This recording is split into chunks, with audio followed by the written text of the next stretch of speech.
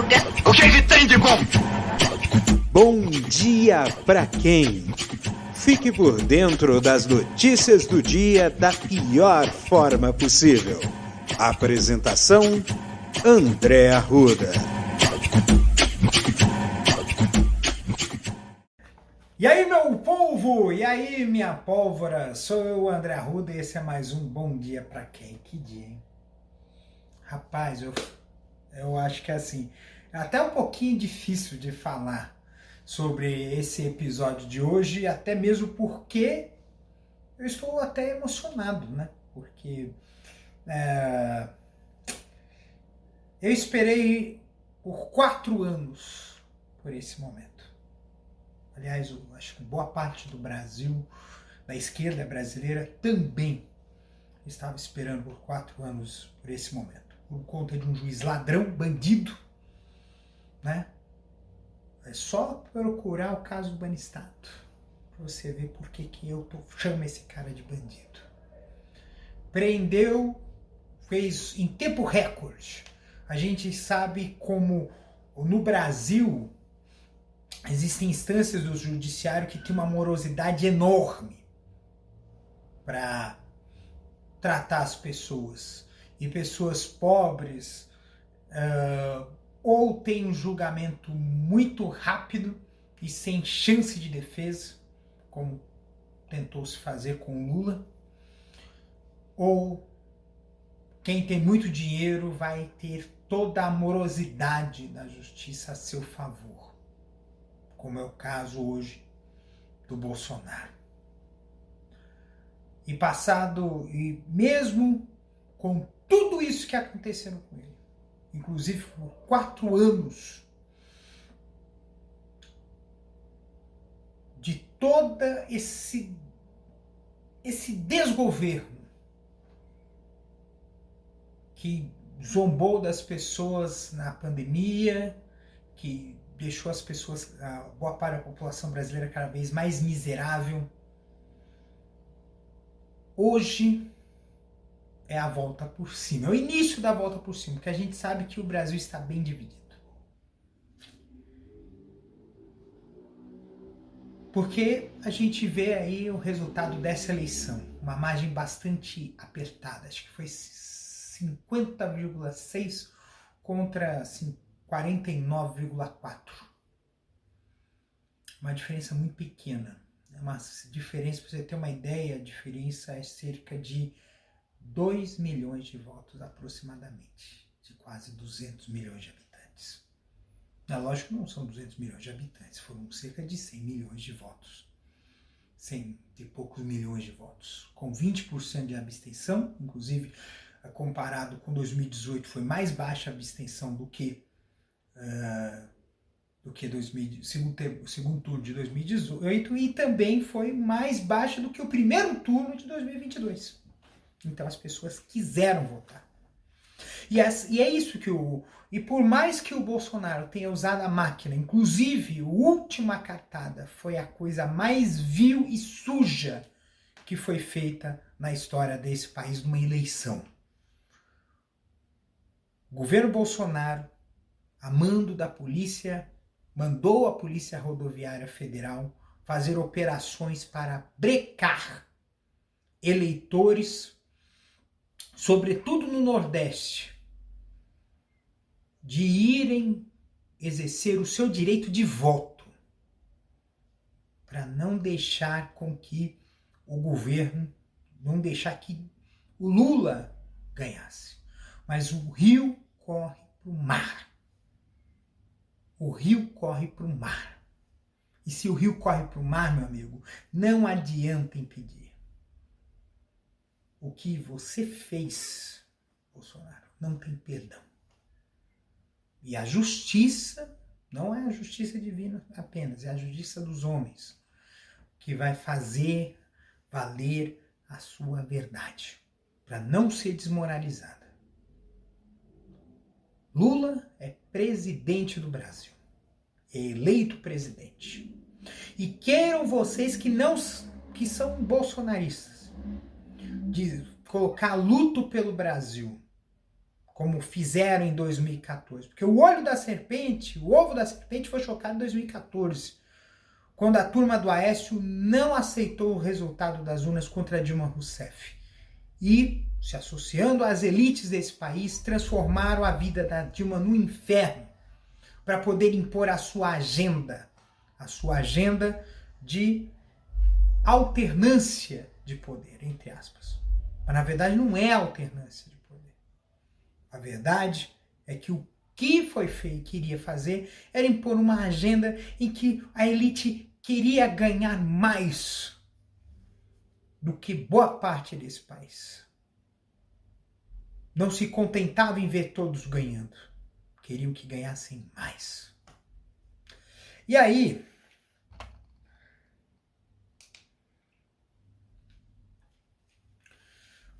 gente, o que eu digo para vocês,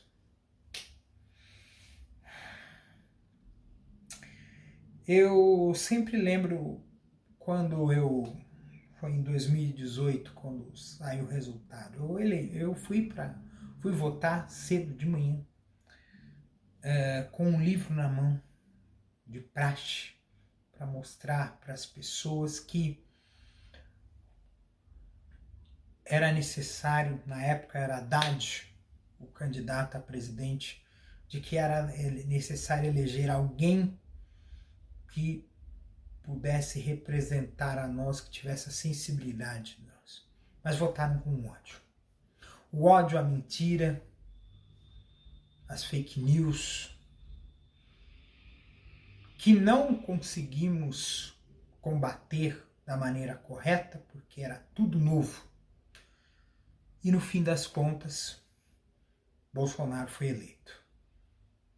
E governou como se ele não fosse um presidente, como se fosse um déspota, como se fosse um rei, um ditador.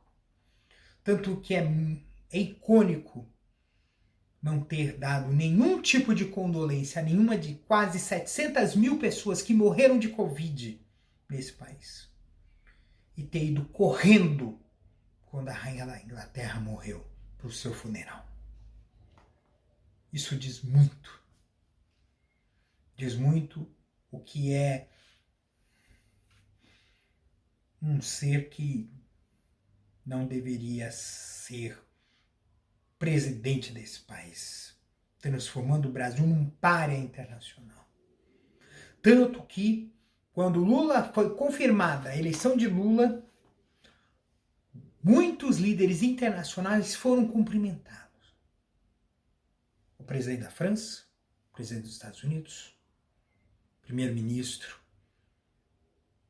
da Espanha, de Portugal, primeiro-ministro do Canadá, nosso colega Alberto Fernandes, presidente da Argentina, presidente da Venezuela, presidente de Cuba, a União Europeia, foram cumprimentados. Isso mostra muito, mas muito, gente, da grandeza dessa eleição. Essa eleição é gigante. Porque essa eleição, ela não é... Você fala assim, é a história do Brasil. Não é só isso, não. É a história da humanidade que está em jogo. Porque a reeleição de Bolsonaro é o sinal verde do fascismo no mundo todo. Agora estão com um sinal amarelo. Mas a gente gostaria muito que seja o sinal vermelho, porque eles vão tentar de novo em 2024 reeleger o Trump nos Estados Unidos. Vão continuar avançando na Europa, como aconteceu na Itália e em outros países europeus também, por conta da consequência da crise e de uma crescente xenofobia que está sendo aflorada dentro dos cidadãos europeus.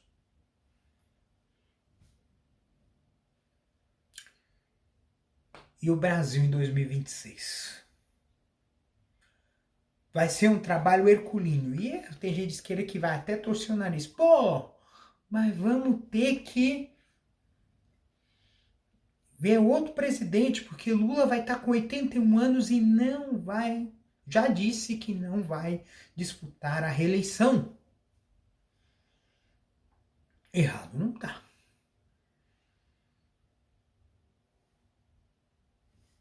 Mas precisamos ter um sucessor. E é um sucessor de consenso. Assim, poxa, cara, poxa, André, você vai falta 4 anos para 2026, mas a gente tem que pensar agora, porque eles também estão pensando nisso agora. Eles estão pensando nisso. Eles estão pensando em 2026. E eles vão fazer a vida do Lula um inferno. E aí é que a gente não pode ficar deitado em berço esplêndido. Não pode.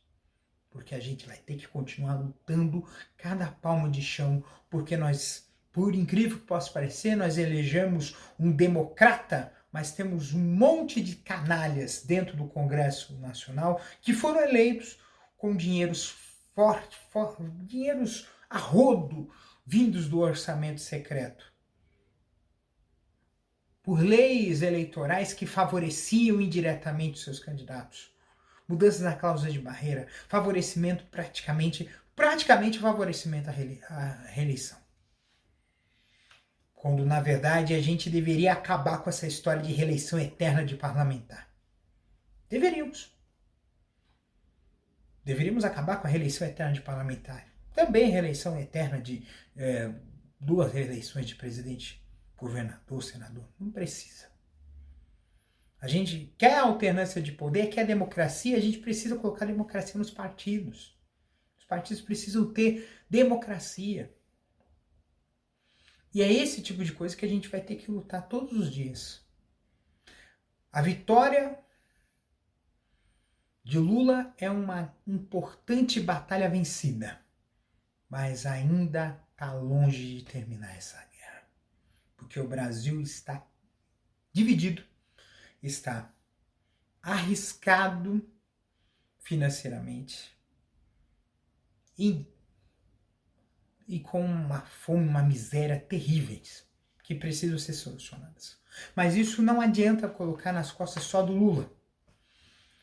É necessário um grande esforço de todo mundo que precisa ceder, que precisa construir juntos um governo de coalizão, um governo de consenso, um governo que consiga trazer à população brasileira um motivo para sorrir de novo e um motivo para olhar o outro como irmão. Porque ultimamente a gente não está olhando o outro como irmão. É complicado. É um desafio enorme. Mas é uma felicidade imensa de saber que essa batalha nós vencemos. E vamos continuar lutando para que continuar vencendo, avançar a cada passo, para a gente conseguir chegar longe. Porque é assim que a gente tem que transformar esse Brasil. É assim que a gente tem que mudar as coisas. A gente tem que fazer com luta. Se não há luta, não há conquista.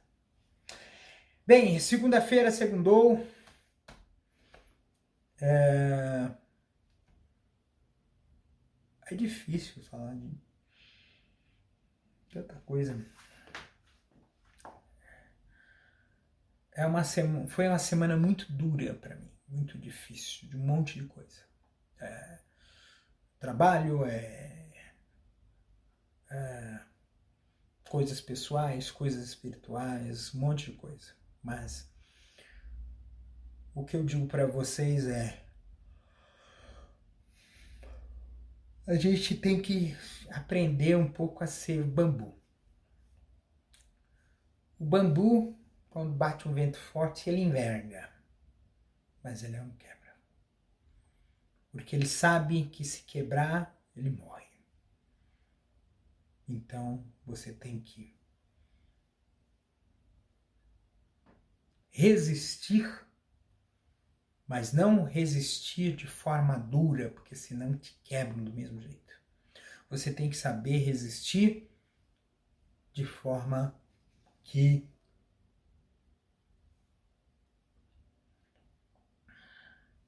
você se maleie, você se torne maleável, mas não a ponto de perder a sua essência. Às vezes a gente tem que recuar. Às vezes a gente tem que dar um passo para trás, para depois dar 2 passos para frente. E a gente tem que trabalhar isso, para a gente conseguir chegar longe. E foi assim com a gente, esses 4 anos. A gente resistiu pra caramba. A gente teve que ficar, a gente teve que tentar fazer as nossas vidas. Mas a gente tá aqui e a gente conseguiu. E aí, passou o vento, vamos com tudo. Passou a dificuldade, vamos à luta. Porque nós temos plenas condições de ir longe, de continuar crescendo, como boas plantas que resistimos às tempestades. Então, gente, um beijo no coração de vocês, cuidem-se, gente, até amanhã. Amanhã, hoje é dia 31 de outubro, amanhã já é novembro, falta 2 meses e a gente vai começar a se preparar para a Copa do Mundo. Se o Bolsonaro deixar, porque ainda, infelizmente, nós elegemos o Lula, mas ainda tem 2 meses desse cramunhão ainda governar o país. Um beijo no coração de vocês, cuidem-se e até amanhã, terça-feira. Um beijo.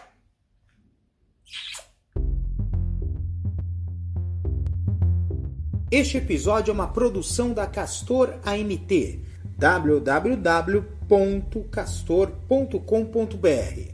Você pode encontrar este episódio e muitos outros do podcast Castor e seus escapes no endereço anchor.fm/castor ou nas principais plataformas de podcasting: Spotify, Apple Podcasts, Google Podcasts, Overcast, Castbox, Pocket Casts, Radio Public, Stitcher, Deezer, TuneIn, Resso, Amazon Music e Audible. Siga o podcast nas mídias sociais. Os endereços estão na descrição deste episódio.